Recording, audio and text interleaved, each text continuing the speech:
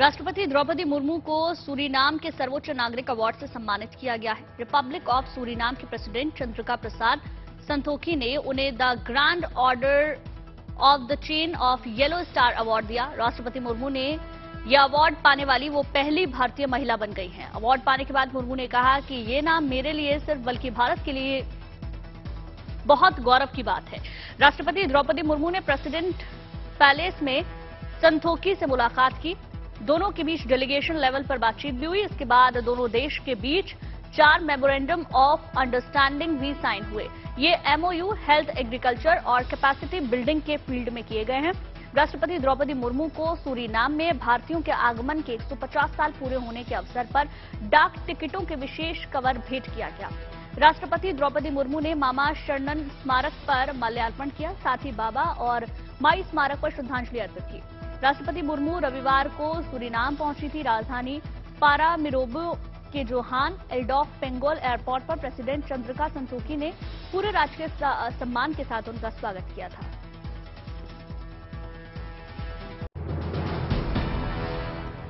जम्मू कश्मीर अब बदल रहा है। शिक्षा, स्वास्थ्य, पर्यटन, हर क्षेत्र में नए कश्मीर की झलक दिख रही है।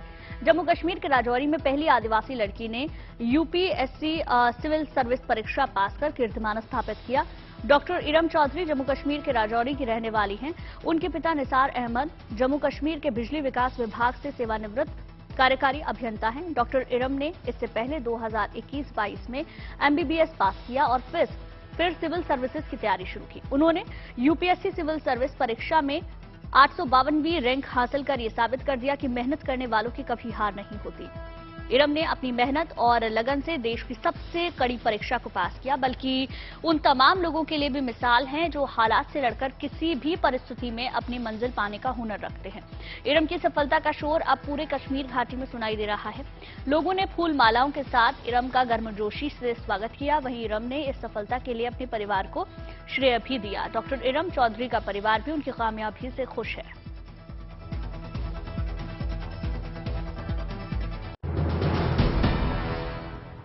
यूं तो दिल्ली का इतिहास सदियों पुराना है, लेकिन अब इस शहर को नई पहचान देने की कोशिश की जा रही है। दिल्ली के मुख्यमंत्री की माने तो दिल्ली जल्द ही झीलों के शहर के तौर पर जानी जाएगी। दिल्ली के तिमारपुर में एक झील को पर्यटन स्थल के रूप में विकसित किया जा रहा है और जल्द ही इसे जनता के लिए खोल दिया जाएगा, जिसकी कुछ तस्वीरें मुख्यमंत्री केजरीवाल ने अपने सोशल मीडिया अकाउंट पर शेयर की हैं। उत्तर पूर्वी दिल्ली में 40 एकड़ में फैली झील को फिर से विकसित करने की परियोजना का उद्देश्य क्षेत्र में एक परिस्थिति तंत्र स्थापित करना और भूजल स्तर को बढ़ाना है। इसके बनने से पानी को स्टोर कर ग्राउंड वाटर को रिचार्ज करने में मदद मिली और वाटर ट्रीटमेंट में फायदा होगा, ताकि स्थानीय आबादी के लिए पानी के संकट को कम किया जा सके। इस झील के डेवलपमेंट का 90% काम पूरा भी हो चुका है और अब यह परियोजना अपने अंतिम चरण में है। यानी ये बात भी साफ है कि दिल्ली वासी जल्द ही तिमारपुर इलाके में बनी झील में बोटिंग का मजा भी ले सकेंगे। यहाँ लोगों के टहलने के लिए भी वॉकिंग ट्रैक भी होगा। बर्ड वॉचिंग स्पॉट और दूसरे मनोरंजक गतिविधियों को ध्यान में रखते हुए पूरे इलाके का कायाकल्प किया जा रहा है। झील के आसपास इकोलॉजिकल सिस्टम बेहतर बनाने के लिए बड़े स्तर पर पौधे लगाए गए हैं।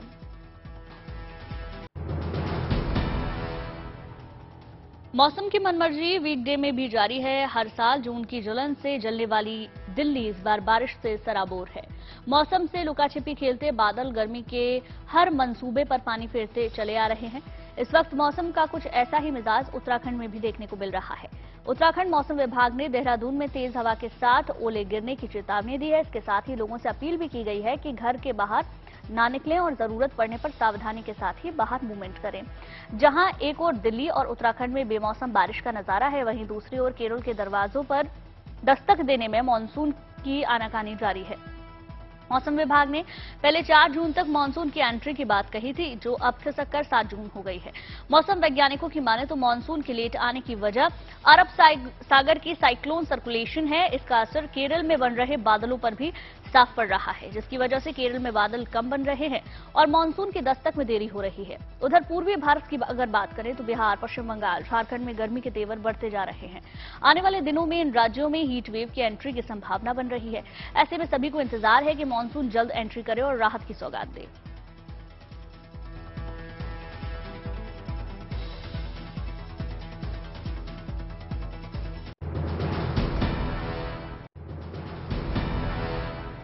एप्पल ने अपना नया ऑपरेटिंग सिस्टम iOS 17 लॉन्च कर दिया। कंपनी ने इसमें कई फीचर्स जोड़े हैं। यूजर्स को अपनी तस्वीरों को कस्टम स्टिकर बनाने की सुविधा दी गई है। कीवर्ड के मोर्चे पर बड़े सुधार किए गए हैं, जिससे एप्पल के डिवाइस पर टाइप करना बहुत ही आसान हो जाएगा।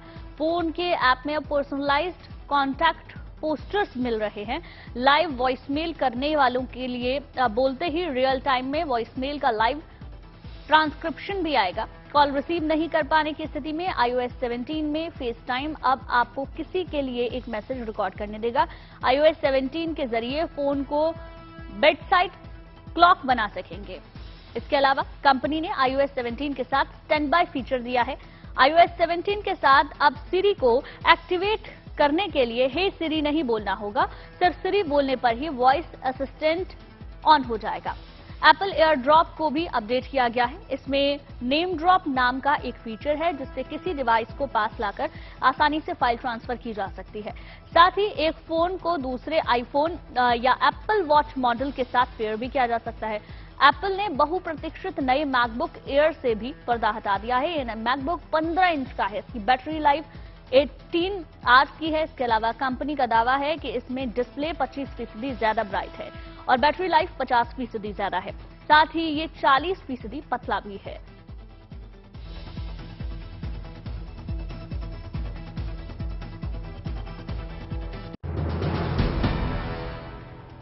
अब तक आपने लोगों को बीमार होते देखा और सुना होगा, लेकिन राजस्थान के कोटा के रामपुर इलाके से एक दिलचस्प मामला सामने आया है। यहां रामपुर में जगन्नाथ मंदिर में भगवान जगन्नाथ बीमार हो गए हैं, जिनका उपचार वैद्य कर रहे हैं।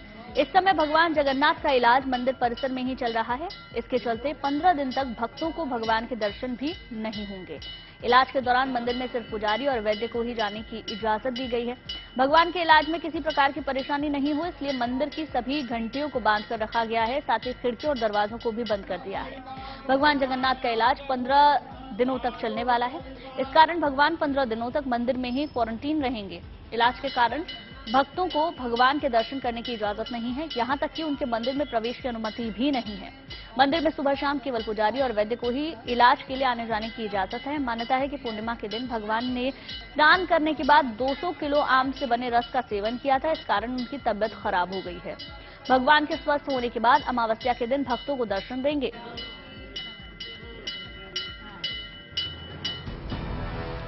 गुवाहाटी के गुरखुटी में बसा है ये महादेव का मंदिर। 5000 साल पुराने इस मंदिर के वैभव का इतिहास अतिक्रमण का शिकार हो गया था।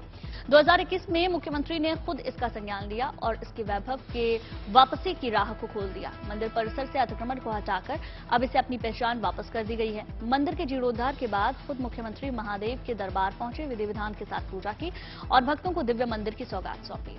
इस दौरान मंदिर के पुजारी ने मुख्यमंत्री विश्वा को मंदिर से जुड़ी चीजें भी सौंपी। इससे पहले मंदिर पहुंचने पर भक्तों ने भी मुख्यमंत्री विश्वा का जोरदार स्वागत किया, फूल बरसाए और उनकी इस कोशिश के लिए सम्मान से नवाजा। मंदिर की रौनक लौटने से भक्तों में उत्साह का माहौल है और इस मौके पर पूरा परिसर महादेव के जयकारों से गूंज उठा।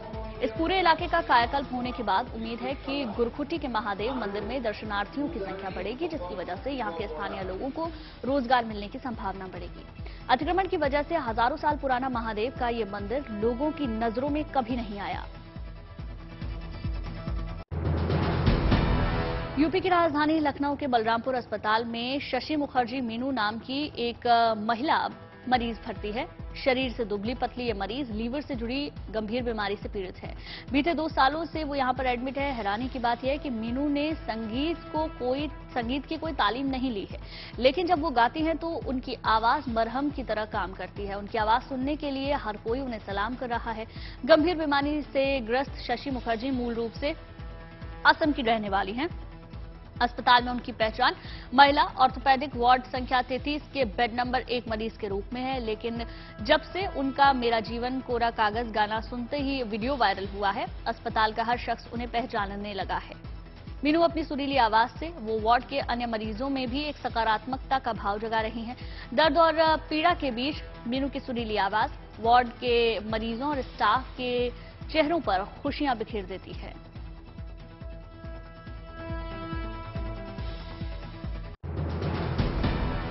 जब शहरों में गर्मी सताए तो पहाड़ों की याद आए और आलम यह है कि पहाड़ों पर तेजी से सैलानियों की संख्या बढ़ रही है।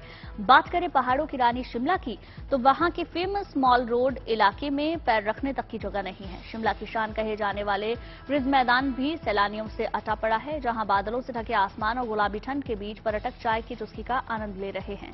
तो वहीं खाने पीने के शौकीनों का जमघट लगा हुआ है। शॉपिंग करने वालों की भी यहां कोई कमी नहीं है। पर्यटन विभाग की माने तो अब तक यहां हिमाचल प्रदेश के अलग अलग पहाड़ी इलाकों में 72 लाख सैलानी पहुंच चुके हैं। जून आखिर तक की ये संख्या और बढ़ने की उम्मीद है, क्योंकि मैदानी इलाके तप रहे हैं और स्कूलों में गर्मियों की छुट्टियां भी चल रही हैं। क्या शिमला, क्या कुल्लू मनाली और क्या लाहौल स्पीति, सभी जगह सैलानियों की भरमार है। कुल्लू मनाली में तो इस कदर भीड़ है कि वहां के ज्यादातर होटल्स में एडवांस बुकिंग हो चुकी है। सैलानियों की बढ़ती तादाद से पर्यटन कारोबार से जुड़े लोगों के चेहरे खिल उठे हैं। ऐसे में राजधानी शिमला से धर्मशाला के बीच विमान सेवा शुरू करने की मांग तेजी से हो रही है। अगर विमान सेवा शुरू हुई तो पर्यटन से होने वाली कमाई से भारी इजाफा होगा।